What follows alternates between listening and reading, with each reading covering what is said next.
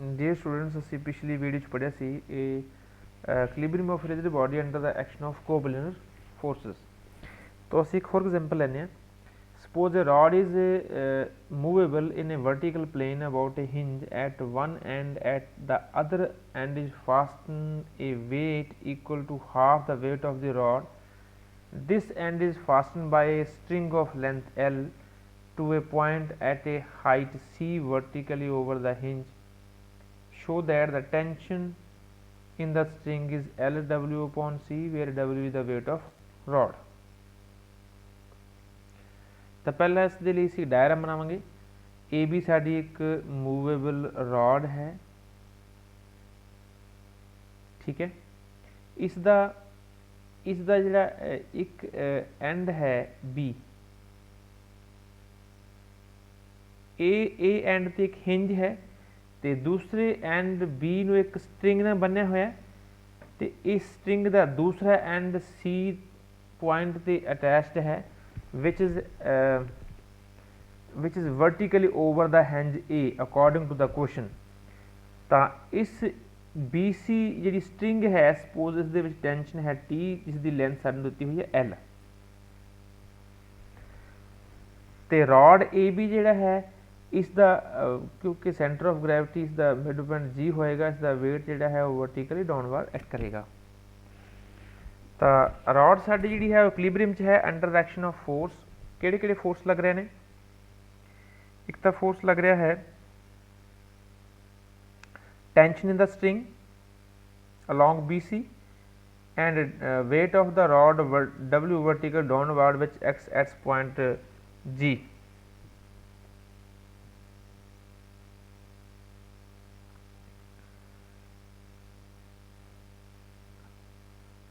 Next and ਸਾਡੇ ਕੋਲ ਹਿੰਜ ਏ ਦੇ ਉੱਪਰ ਇੱਕ ਰਿਐਕਸ਼ਨ ਹੋਏਗੀ, ਇਹ ਆਰ ਹੈ, ਜਿਸ ਦੇ ਅਸੀਂ ਦੋ ਕੰਪੋਨੈਂਟ ਲਵਾਂਗੇ, ਇੱਕ X component vertical horizontal component X ਤੇ ਵਰਟੀਕਲ ਕੰਪੋਨੈਂਟ ਕੈਪੀਟਲ ਵਾਈ। ਇਹ ਸਾਡੇ ਜਿਹੜੇ ਹੈਗੇ ਨੇ ਰਿਐਕਸ਼ਨ ਦੇ ਦੋ ਕੰਪੋਨੈਂਟ ਨੇ ਜੋ ਪੁਆਇੰਟ ਏ ਦੇ ਉੱਪਰ ਐਕਟ ਕਰ ਰਹੇ ਨੇ, ਕਿਉਂਕਿ ਇਹ ਜਿਹੜਾ ਹੈ ਉਹ ਰॉड ਦਾ ਜਿਹੜਾ ਐਂਡ ਪੁਆਇੰਟ ਹੈ ਉਹ ਹਿੰਜ ਨਾਲ ਅਟੈਚਡ ਹੈ। Suppose that in the diagram BAD ਜਿਹੜਾ ਐਂਗਲ ਹੈ ਇਹ ਸਪੋਜ਼ ਥੀਟਾ ਹੈ, ਤਾਂ ਅਸੀਂ ਪੁਆਇੰਟ A ਦੇ ਅਬਾਊਟ ਮੂਵਮੈਂਟਸ ਲਈਏ ਤਾਂ movement of this tension T will be equal to AB into sin B is equal to W into AG cos, ਜੇ ਸੀ ਇਸ ਦੀ ਗੱਲ ਕਰੀਏ ਆ ਪਰਪੈਂਡੀਕੂਲਰ ਡਿਸਟੈਂਸ ਹੋਏਗੀ, this will be equal to AG cos theta and weight of this W by 2 which is at point B is the moment ਹੋਏਗਾ W by 2 AB cos theta। AD ਸਾਡੀ perpendicular distance ਹੈ this line of action of W by 2 ਤੋਂ, ਤਾਂ ਇਸ AD ਦੀ ਜਿਹੜੀ value ਆਏਗੀ ਇਸ triangle ABD ਵਿੱਚੋਂ ਅਸੀਂ ਲਵਾਂਗੇ, ਇਸ ਵਿੱਚ ਇਹ ਐਂਗਲ ਥੀਟਾ ਹੈ, then AD will be equal to AB cos theta। ਤਾਂ ਹੁਣ ਅਸੀਂ ਇਹਨਾਂ ਮੂਵਮੈਂਟਸ ਤੋਂ ਅਸੀਂ ਦੇਖੀਏ T comes out to be W into sin A upon B। ਹੁਣ ਅਸੀਂ ਸਾਈਨ ਫਾਰਮੂਲਾ ਲਗਾਉਂਦੇ ਹਾਂ ਟ੍ਰਾਇੰਗਲ ABC ਦੇ ਵਿੱਚ, ਤਾਂ length L upon angle of sine of angle of opposite angle A, L upon sine is equal to C upon C is the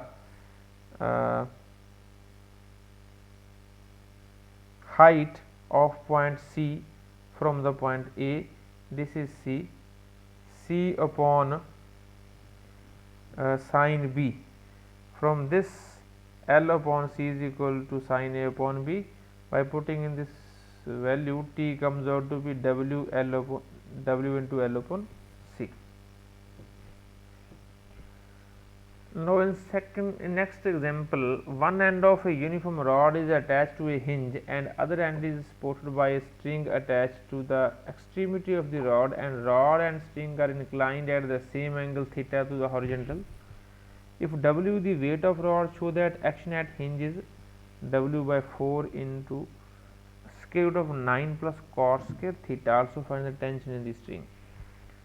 Suppose साडी जिहड़ी rod है वो AB है, इस AB rod की लेंथ है सपोज 2a, इस दा wait है W, वो एक्ट करता है एट पॉइंट G। ये रॉड जी है वो ए पॉइंट तो हिंज नाल अटैच्ड है, तो इस दी हिंज की रिएक्शन जी है सपोज R है, and weight of the rod acts at G point, centre of gravity of the rod vertically downward. तो असी इस तो बाद इस रॉड नू BC स्ट्रिंग नाल अटैच करके C पॉइंट ते बनिया होया है। C and A point are in horizontal position. तो R दे दो कंपोनेंट लेने, क्योंकि R की प्रॉपर डायरेक्शन पता नहीं, इस करके असी एक्स कैपिटल एक्स का हॉरिजेंटल कंपोनेंट ले रहे हैं, तो capital Y is equal to vertical component है। तो सपोज दैट ABC ट्रायंगल दे which this triangle AB is BAC is equal to theta and also ACB is equal to theta। ये दिता है सानू। तो असी सारे कंपोनेंट्स नू हॉरिजेंटल ते वर्टिकली रिजॉल्व करिए, then x is equal to, क्योंकि सिस्टम इक्विलिब्रियम च है, then x will balance t cos theta horizontal component of this tension, and y is equal to vertical component है, y up vertically upward है, wx along vertical downward, and the component of tension which is also again upward, that x will be equal to w minus t sin theta. Now then taking moments about A, the moment of x and y component will be 0 at about A. Now moment of w into this perpendicular distance AL, which is again is equal to AG into cos theta, and the moment of the tension, which will be clockwise, will be taken as negative T into AB sin 2 theta. This is angle 2 theta. Then सारे को total movement की होएगी 0 होएगी। From this relation T comes out to be WA cos theta upon 2A sin 2 theta। तो असी इस sin 2 theta की value put करिए 2 sin theta cos theta, A नाल A कैंसिल हो गया, तो WA cos theta upon 2A 2 sin theta cos theta, cos ना cos कैंसिल हो गया, A ना A कैंसिल हो गया, तो W upon 4 sin theta, but sin theta ऊपर जाके बन जाएगा cosecant theta। This is the tension in the string. हुण असीं इसनूं इक्वेशन 1 दे विच पुट करिए, साडा x जिहड़ा है x component will be equal to t cos theta है, तो t की वैल्यू पुट करिए which comes out to be w upon 4 cot theta, and similarly y component which will be equal to w minus t sin theta, t की value put करने के बाद क्या आएगा 3w upon 4। तो r की है, R जो रिएक्शन है वो है X square plus Y square under root, क्योंकि इसका रिजल्टेंट है ये वैल्यूज दोनों पुट करिए एक्स ते वाई दियाँ, तो उसको पुट करने तो बाद सॉल्व करने से क्या आएगा W upon 4 square root of 9 plus cot square theta. तो ਅਸੀਂ एक होर अनदर एग्जाम्पल लैने जिहदे विच साडे कोल यूनीफॉर्म रॉड्स ने AB BC and CD whose weights are proportional to their lengths ABC joined at end B and C and are resting on a horizontal position on two smooth pegs, the distance between which is equal to x, then show that x is equal to this one. Suppose AB, BC and CD, these are three portion of the rods। सारे कोल तीन rod हैगियां ने, इन्हां नूं तिन्नां rod नूं पहली rod AB the length हैगी है स्मॉल a लेंथ है, तो BC दी हैगी स्मॉल b, तो CD दी हैगी स्मॉल c। इन्हां रॉड्स के सेंटर ऑफ ग्रैविटी है, पहली रॉड का सेंटर ऑफ ग्रैविटी है G1, दूसरी का centre of gravity G2 and G3। These all rods are placed on pegs P and Q, तो R तो S इस दोनों पैग्स के उपर रिएक्शन है। जिथे B तो C इत्थे ज्वाइंट किया होया दो रॉड नूं, इन्हां क्योंकि ये रिजिडली ज्वाइंट नहीं है, ये लूजली ज्वाइंट ने, देयरफॉर इन्हां दोनों पॉइंट्स के उपर Y तो Y डैश जिहड़ियां वो रिएक्शनस आउणगीआं।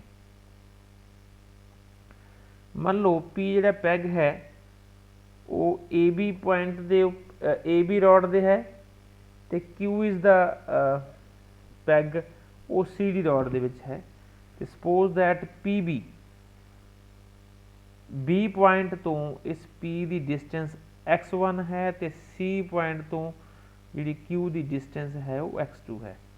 तो असी equilibrium of the rod BC consider करते हैं। पहला B तो C का इक्विलिब्रियम कंसिडर करिए, तो B तो C के उपर जो अपवार y तो y डैश जो रिएक्शन लग रहे हैं, that must be equal to BW and also movement y into Bg2 will be equal to इहदी हैगी है क्लॉकवाइज, तो दूसरे की जी हैगी है y dash G to C which is anti clockwise, therefore दोनों इक्वल होणगे क्योंकि इक्विलिब्रियम है, दोनों जड़ियाँ मूवमेंट्स ने एक दूसरे को कैंसल करनी है।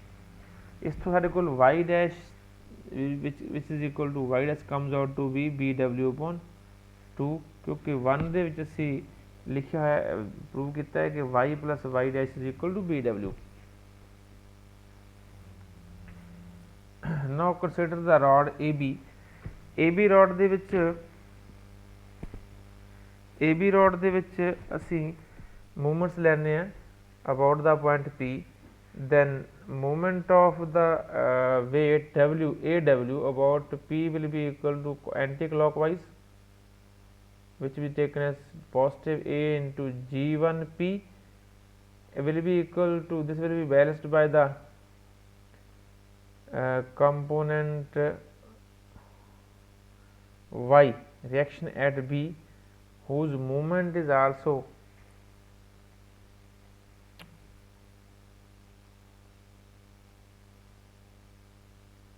Anti-clockwise about the point P। तो दोनों मूवमेंट्स जिहड़ियां है एक दूजे नूं कैंसल करनियां, सॉरी बैलेंस करनियां, तो दोनों जिहड़ियां मूवमेंट्स हैगियां ने उस तो साडे कोल क्योंकि AW is equal to G1P है which is equal to Y dot B, तो Y की वैल्यू असी पुट करिए, Y की वैल्यू है BW अपॉन 2, पुट करने तो बाद BW अपॉन 2 इंटू BP आएगा।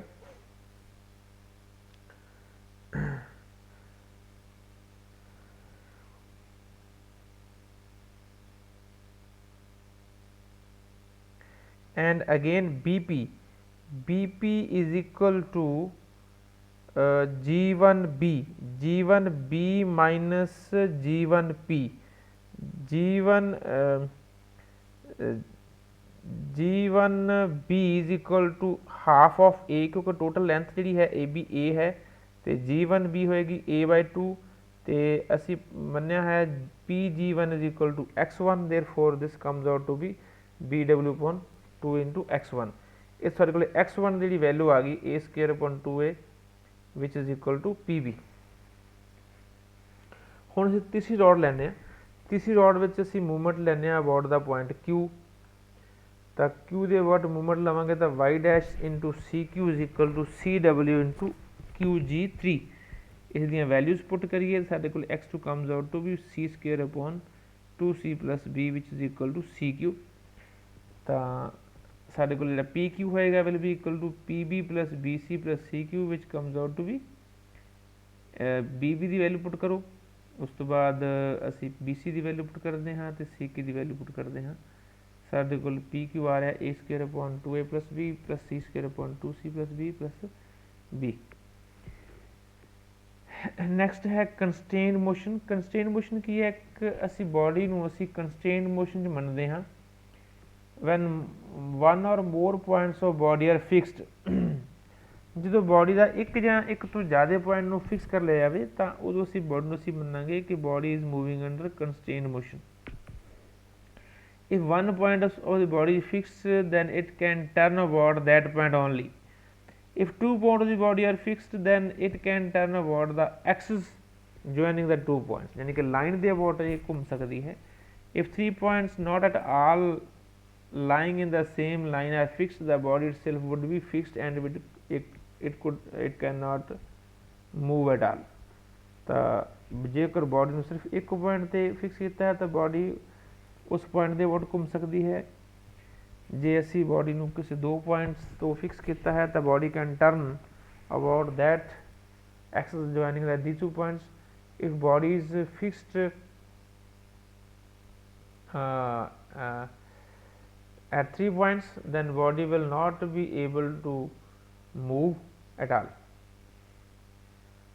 तो पहला असी केस लेने हैं when one point of rigid body is fixed, तो बॉडी का सिर्फ एक पॉइंट ही फिक्स किया है तो इसके उपर जो फोर्स लगनगे तो if the lines of action of forces the passes through that point तो ये बॉडी इक्विलिब्रियम लगेगी, इक्विलिब्रियम रहेगी। ਜਾਂ ਅਸੀਂ कह सकते हैं कि if the algebraic sum of movements of forces about the fixed point is 0, then body will be in equilibrium. तो एक फोर्स इक्विलिब्रियम होएगा, बॉडी इक्विलिब्रियम होएगी। तो एक फोर्स जोड़ा है वो एक एट द फिक्स्ड पॉइंट लगेगा which along with the other force will keep the body in equilibrium.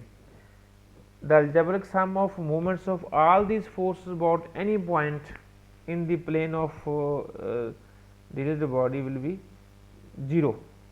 So take movements about the fixed point, movements of the force F about it is 0 as it passes through the fixed point। Therefore algebraic sum of movements of rest of the forces about the fixed point will be 0। Next second case है when an axis is fixed, body ਦਾ ਅਸੀਂ 2 point ਤੋਂ fix ਕੀਤਾ ਹੈ ਤਾਂ body can turn about the line joining these 2 points।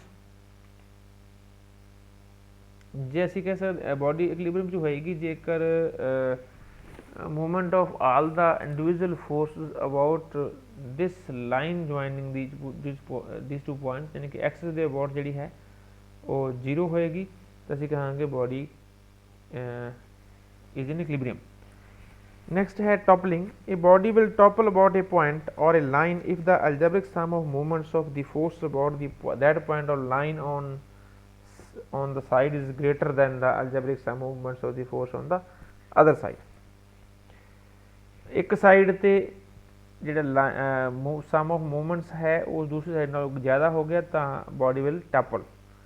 Toppling of the body असी अगले जो है lesson पढ़ांगे।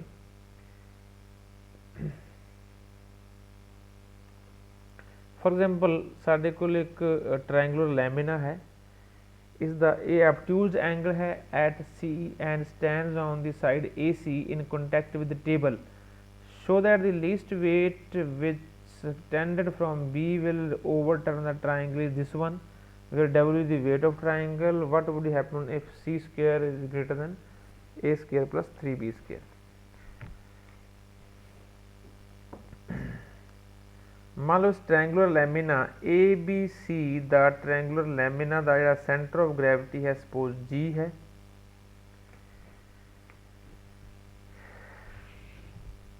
Then C F A angle A C है तो ए 180 माइनस सी होएगा, 180 minus C. Then C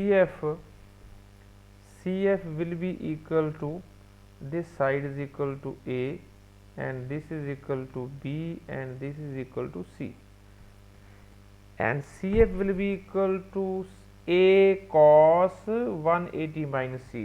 A cos 180 minus C है minus cos C, there will be equal to CF will be equal to minus A cos C। तो cos C की value आप from the trigonometry से put करिए तो cos C आएगा A square plus B square minus C square upon 2AB। तो CF की value साढ़े को A आ गई। Now DE will be equal to 1/3 DF। क्योंकि साडी जिहड़ी ए ट्रायंगल है बी डी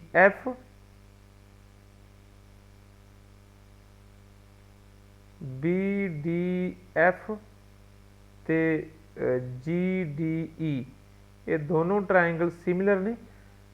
तो सिमिलर ट्रायंगल होने करके तो जिहड़ा ये जी पॉइंट है वो बी डी नूं 2:1 रेशो डिवाइड करता है। तो जी डी 1 है तो टोटल बी डी कितनी है, थ्री पार्ट्स है। तो D E upon D F will be equal to 1/3। तो डी आप लिख सकते हैं कि D E is equal to 1/3 D F. तो डी एफ नूं आप लिख सकते हैं D C plus C F, D C plus C F. तो डी सी है साडा इस दा mid point, D mid point है ए सी का। ए सी की लेंथ है टोटल बी, तो डी सी आएगा साडा b/2। तो साडे कोल जिहड़ा है C F will be equal to A sine A cos C. Now C E will be equal to C D minus D E. तो सी डी है साडा b/2 एंड डी ई है 1/3, क्योंकि रेशो है साडे कोल 1/3। तो 1/3 ऑफ डी साडे कोल D E की वैल्यू है 1/3 b/2 माइनस ए कॉस सी। ये वैल्यूज पुट करने तो बाद सॉल्व करने तो बाद साडे कोल put the value of cos C, CE comes out to be a square plus 3b square minus c square upon 6a. Suppose x is the least weight which when suspended from B turn the lamina about C। तो असी B point तो एक अजिहा wait टकाने हाँ तो जो triangular lamina है वो turn हो जाता है इस तरह। तो की होएगा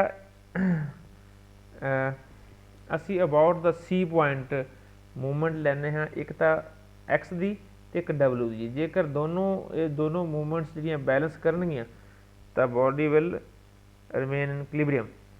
x into C F must be equal to W into C E. X is equal to W into C E upon C F. A C E तो C F the values put करने तो बाद साडे कोल x की value ए आ रही है। तो हुण जेकर सी स्केयर ग्रेटर दैन ए स्केयर प्लस 3b स्केयर हो जाएगा, ये नैगेटिव आ जाएगा। तो सी ई बिकम्स नैगेटिव, यानी कि no weight is needed and the lambda will turn by its own self, अपने आप ही टर्न हो जाएगा, सानू किसी वेट की लोड़ नहीं है। So these are some example students, equilibrium of rigid body under the action of cooperative forces. तो नैक्सट वीडियो में आप नैक्सट टॉपिक नैक्सट लैसन करांगे।